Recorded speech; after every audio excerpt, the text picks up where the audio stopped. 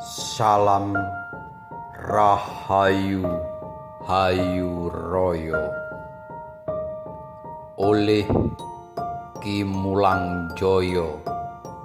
Kisah Sang Pendeta Buddha Empu Barada, ditulis dalam serat calon arang. Pendeta Buddha Empu Barada membagi kahuripan menjadi dua. Sosok Empu Barada, keturunan dari pendeta Mahasakti di Pulau Jawa yang bernama Dangyang Brajasatwa. Beliau mempunyai seorang putra laki-laki bernama Dangyang Tanuhun, lebih dikenal dengan sebutan Empu Lampita. Empu Lampita sebagai pendeta Buddha yang bijaksana serta memiliki kepandaian yang luar biasa dan mahasakti seperti ayahnya Dangyang Brajasatwa. Karena sifat keutamaan, Dangyang Tanuhun dijuluki sebagai Sang Pancatirta dan memiliki 5 orang putra. Putra pertama bernama Empu Genijaya, menyebarkan ajaran di Gunung Lempuyang Madya, Bali Timur pada tahun Isaka 971 atau tahun 1049 Masehi. Putra kedua, Empu Semeru, datang di Bali, tepatnya di Besakih, tahun Isaka 921 atau tahun 999 Masehi. Putra ketiga bernama Empu Gana, mengajarkan ajarannya di dasar Gel-Gel, Klungkung, Bali pada tahun Isaka 922 atau tahun 1000 Masehi. Putra keempat, Empu Kuturan, mengajarkan ajarannya di Silayukti, Karangasem, Bali tahun Isaka 923 atau tahun 1001 Masehi. Putra kelima bernama Empu Barada, menjadi pendeta Buddha Kerajaan Kahuripan di Jawa Timur pada masa pemerintahan Raja Airlangga dan kemudian berdiam di Lemah Tulis tahun 1000 Masehi.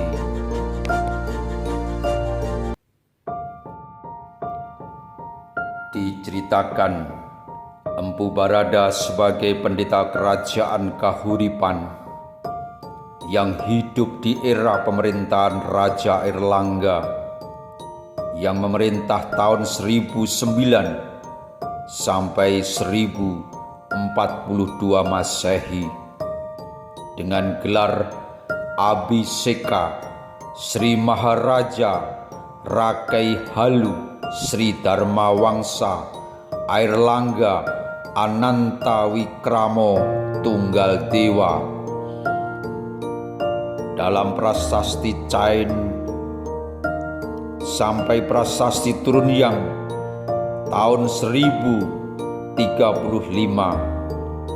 disebutkan pada masa akhir pemerintahan Airlangga berkeinginan turun tahta dan mewariskan kepemimpinannya kepada anaknya.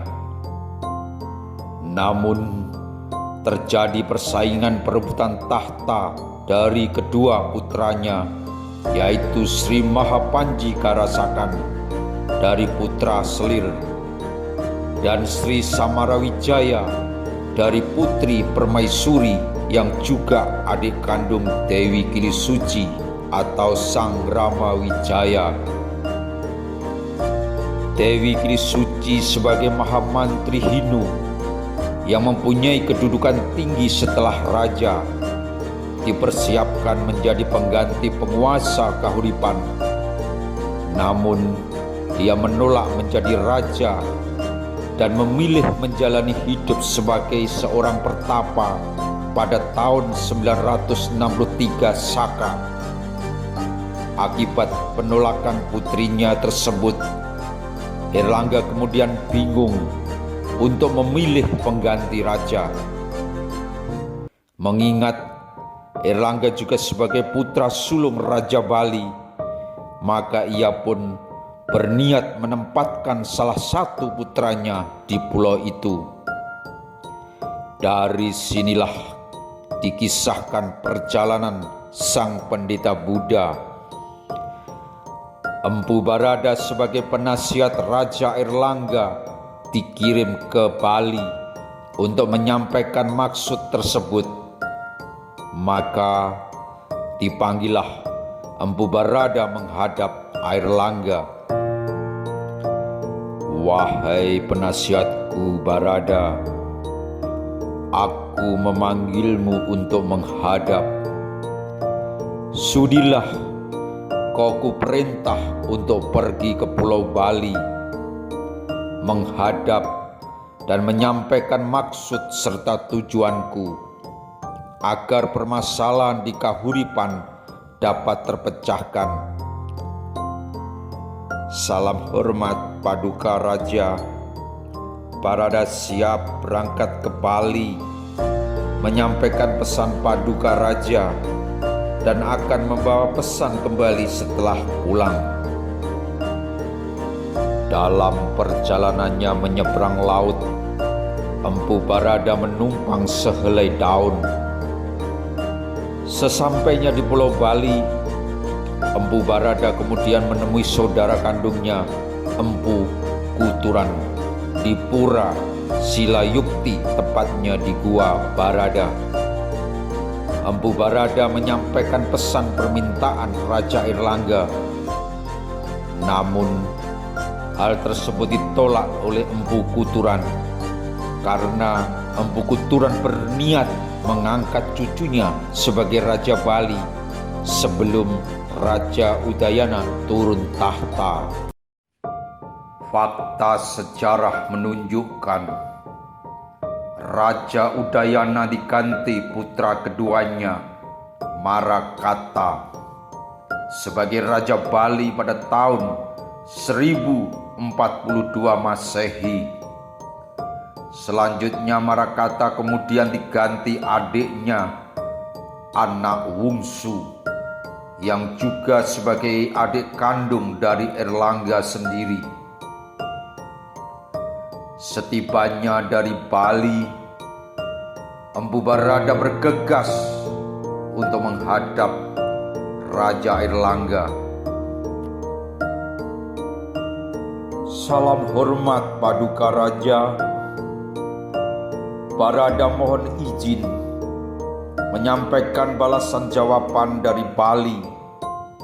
Mohon maaf Paduka Raja, pesan Paduka ditolak oleh Empu Kuturan, dan sebagai pengganti Raja Bali adalah Marakata, adik Paduka sendiri." Mendengar jawaban dari Empu Barada, sejenak Airlangga berpikir,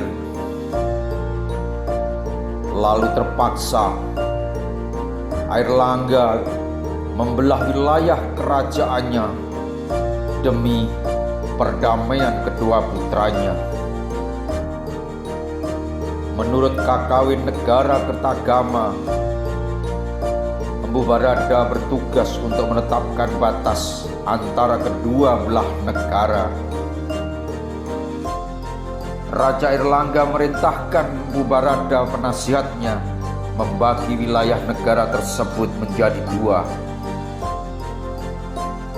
Barada, saat ini aku percayakan kepadamu apa yang menjadi keinginanku untuk membagi wilayah Kahuripan agar ada kedamaian pada kedua putraku.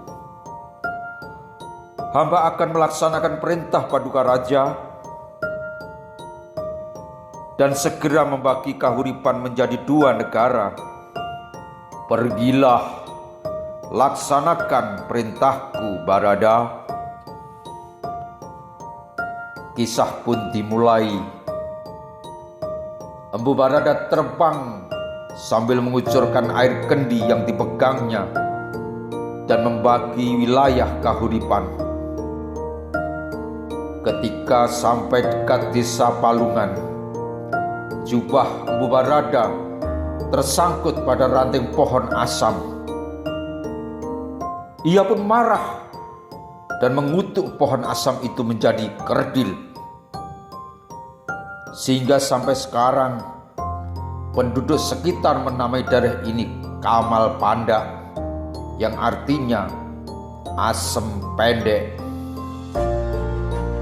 Desa Kamal Panda pada zaman Majapahit menjadi lokasi pendirian Pratna Paramita Puri, yaitu Candi Pendarmaan Arwah Gayatri, istri Raden Wijaya.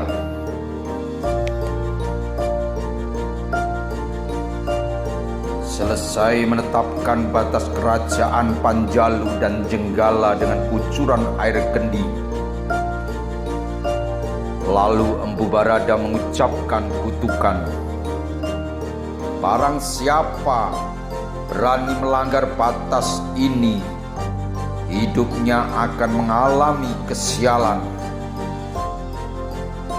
Disebutkan dalam Kakawin Negara Kertagama, nyanyian 68 ayat 1, 2, dan 3. Kiranya air ini menjadi sungai yang kemudian menjadi batas antara kerajaan Panjalu dan kerajaan Jenggala, dan sungai ini dikenal dengan Sungai Lekso. Dalam prasasti Mahasopya yang diterbitkan Kertanegara Raja Singasari tahun 1289 Masehi, kutukan Empu Barada sudah tawar berkat usaha Wisnuwardana yang menyatukan kedua wilayah tersebut. Peristiwa pembelahan ini tercatat dalam serat calon arang, Kakawin Negara Kertagama, dan prasasti Turun Yang II, dan tertulis di prasasti batu tulis yang berbunyi, Aku telah mampu membagi kerajaan Kahuripan menjadi dua, yaitu Panjalu dan Jenggala. Maka terciptalah kedua kerajaan baru. Kerajaan barat disebut Panjalu atau Kadiri, berpusat di kota baru, yaitu Dahapura, dengan Raja Sri Samarawijaya. Sedangkan kerajaan timur diberi nama Jenggala, berpusat di ibu kota lama Kahuripan, dengan Raja Mahapanji Garasakan.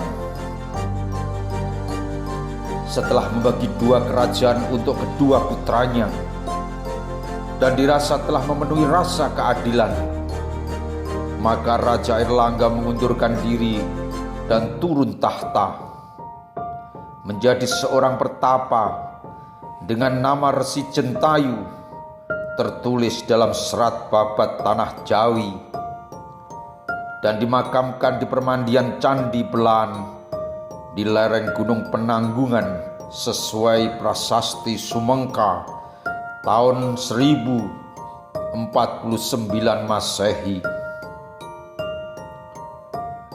Serat calon Arang juga menceritakan Empu Barada sebagai penganut ajaran Buddha, sebagai tokoh yang berhasil mengalahkan seorang janda sakti dari desa Girah sebagai musuh Raja Airlangga, yaitu si calon Arang. Calon Arang adalah seorang tokoh terkenal dalam cerita rakyat Jawa dan Bali dari abad ke-12. Seorang janda pengguna ilmu hitam yang sering merusak hasil panen para petani dan menyebabkan datangnya penyakit. Mereka berdua tinggal di desa Girah di wilayah kerajaan Panjalu atau Kadiri. Awal permasalahan karena banyak pria di kerajaan Panjalu yang tidak tertarik dan tidak mau meminang Ratna Manggali walau berparas ayu dan cantik. Karena permasalahan yang dihadapi putrinya, calon Arang marah dan ia pun berniat membalas dendam dengan menculik gadis-gadis muda untuk dibawa ke sebuah kuil dan dikorbankan untuk persembahan kepada Dewi Durga. Hari berikutnya, banjir besar melanda desa tersebut. Banyak orang meninggal dunia, serta penyakit pun bermunculan. Ini disebabkan kemarahan si calon Arang. Mantra tulah yang dibaca calon Arang membawa dampak. Munculnya malapetaka dahsyat melanda desa Girah sampai kerajaan Panjalu atau Kadiri. Tulah tersebut menyebabkan banyak penduduk di daerah tersebut sakit dan akhirnya mati. Raja Airlangga pun marah dan berusaha melawan. Namun apa daya, kekuatan raja tidak dapat menandingi kesaktian calon Arang. Raja Airlangga yang mengetahui hal tersebut kemudian meminta bantuan kepada pendeta Buddha Empu Barada untuk mengatasi masalah ini. Akhirnya Airlangga pun memanggil pendeta Buddha yang sekaligus juga penasihatnya. Penasihatku, Barada, saat ini Kahuripan dilanda bencana dan malapetaka karena tulah si calon Arang. Banyak penduduk mati dan sakit setiap hari. Ku perintahkan kau untuk mengatasi malapetaka ini agar rakyat dapat hidup dengan damai dan tidak menderita lagi. Yang mulia Paduka Raja, Barada mohon restu agar dapat menyelamatkan permasalahan ini sesuai perintah Paduka. Barada, restuku menyertaimu, berangkatlah. Siasat Empu Barada untuk mengalahkan calon Arang dengan memerintahkan Empu Bahula anaknya meminang Ratna Manggali kepada calon Arang. Calon Arang memiliki sebuah buku yang berisi ilmu-ilmu sihir. Setelah menjadi menantu calon Arang, Empu Bahula mendapatkan kemudahan untuk mengambil buku mantra dan menyerahkannya kepada Empu Barada ayahnya. Pada saat calon Arang mengetahui bahwa bukunya telah dicuri dan hilang, ia pun menjadi marah dan memutuskan untuk melawan Empu Barada. Tanpa bantuan Dewi Durga, calon Arang pun akhirnya kalah dalam menandingi kesaktian Empu Barada. Sejak ia dikalahkan Empu Barada, desa tersebut aman dari ancaman ilmu hitam si calon Arang. Empu Barada selanjutnya memilih hidup jadi pendeta di Lemah Tulis sampai akhir hayatnya. Kakawin Nagara Kertagama juga menyebutkan Empu Barada adalah pendeta Buddha yang mendapat anugerah tanah desa Lemah Citra atau Lemah Tulis.